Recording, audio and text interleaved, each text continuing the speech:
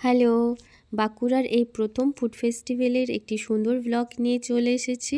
ঢোকার সময় বেশ সুন্দর একটা মুহূর্ত আমরা ভিডিও করছিলাম দেখে দাদাটা সুন্দর করে হাই করলো। মেলাতে প্রচণ্ড ভিড় ছিল, কিন্তু সেই ভিড়ের মধ্যে ঠেলা দিয়ে আমরা প্রথমে চলে গিয়েছিলাম একটি পিঠের স্টলে।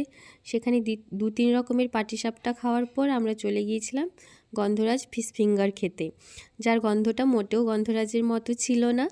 যাই হোক, তারপর আমরা চলে গিয়েছিলাম একটি আইসক্রিম স্টলে। সেখানে একটা মজাদার আইসক্রিম খাওয়ার পর এখন দাঁড়িয়ে রয়েছে একটা মকটেল স্টলে।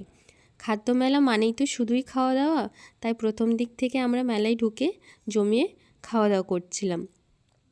এখানে আমরা একটা কচি রাপসেক অর্ডার করেছিলাম, যেটা খেতে দুর্দান্ত ছিল। এবার আমরা অর্ডার করেছি ব্ল্যাক কারেন্ট পাঞ্চ, যেটা এখন বানিয়ে দিচ্ছে। তো চলো বানানোর স্টাইলটা একটুখানি দেখে নিই। বেশ সুন্দরভাবে বানিয়ে দিল। আমি একটুখানি টেস্ট করলাম, তবে এটার থেকে কচি রাপসেকটা আমার একটু বেশিই ভালো লেগেছিল। তারপর আমরা একটু ফটো টটো তুলে নিলাম, আর এইদিকে সাংস্কৃতিক অনুষ্ঠান হচ্ছিল সেটা দেখতে এলাম। এবার শুরু হচ্ছে ফ্যাশন শো। ফ্যাশন শোয়ে শো স্টপার ছিলেন সায়ন্তিকা ব্যানার্জি। হ্যাঁ, অ্যাক্টর সায়ন্তিকা ব্যানার্জি। তো চলো সায়ন্তিকাদির ফ্যাশন শোটা একটুখানি দেখে নিই।